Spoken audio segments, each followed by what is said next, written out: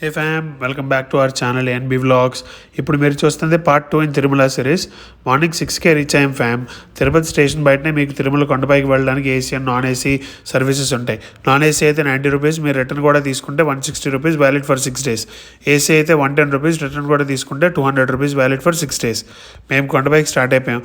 మీకు ఈజీగా రూమ్స్ కావాలంటే ఒకటి చెప్తాను అన్నాను కదా, ఎర్లీ మార్నింగ్ 6 బిఫోర్ తిరుమల కొండపైకి రీచ్ అయిపోయి అక్కడ సిఆర్ఓ ఆఫీస్ లైన్లో నించుంటే మీకు రూమ్ దొరికే ఛాన్సెస్ చాలా ఎక్కువ. బికాస్ పోస్ట్ 5:30 ఆల్మోస్ట్ అన్ని ట్రైన్స్ ఫ్రమ్ డిఫరెంట్ లొకేషన్స్ తిరుపతికి రీచ్ అవుతాయి కాబట్టి మీకు కొంచెం కష్టం అవుతుంది.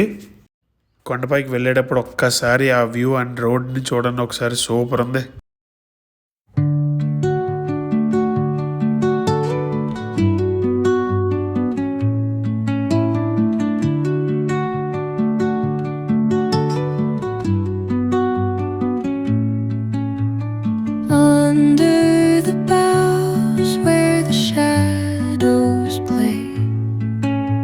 The wind hums songs at the break of day, whispering pines, secrets untold, carrying tales only the forest holds.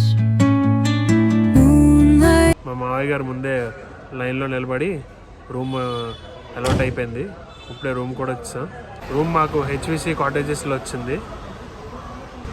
Climate ఉంది, సూపర్ ఉంది అసలు. మంచు, గాలి సూపర్ ఉంది అసలు, చాలా ఎక్స్ట్రాడినరీ ఉంది. ఒకసారి చూపిస్తాను చూడండి ఒక్కసారి.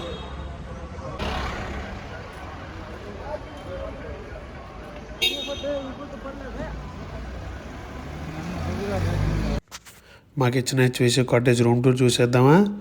సో ఇప్పుడు మీరు చూస్తుంది 50 రూపీస్ రూమ్స్. ఒక బిల్డింగ్ 8 రూమ్స్ ఉంటాయి. రూమ్లోకి ఎంటర్ అవ్వగానే మీకు 2 బెడ్స్ అలాంగ్ విత్ బెడ్షీట్స్, మన థింగ్స్ పెట్టుకోవడానికి ర్యాక్స్ కూడా ఉంటాయి. సో ఈజీగా 3 మెంబర్స్కి అయితే సరిపోతుంది fam. Attached bathroom with geyser, 25 litres ఉంటుంది కాబట్టి బాత్ కూడా అస్సలు ఏం ఇబ్బంది ఉండదు. టిఫిన్ తినేసి దర్శనానికి అయితే స్టార్ట్ అయిపోతాం. ఈలోపు క్విక్ అవుట్ఫిట్ చెక్. ఇలా ఉంది ఫ్యామ్.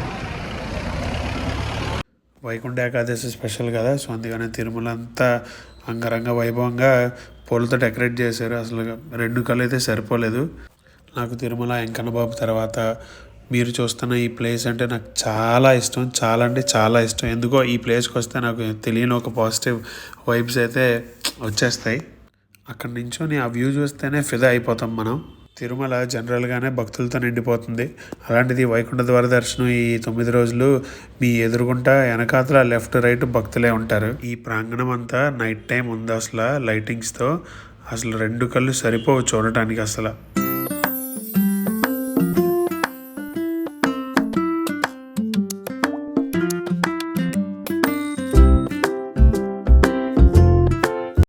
స్వామివారి అన్నప్రసాదానికి అయితే వచ్చేసాం.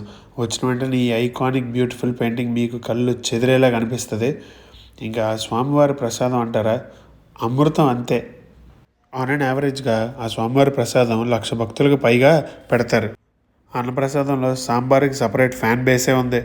అందులో మెయిన్గా నాకైతే పిచ్చిష్టం అసలు. ఆ స్వామివారి దర్శనం కన్నా ముందు వరాహస్వామి దర్శనం చేసుకోవాలని పెద్దలు అంటారు.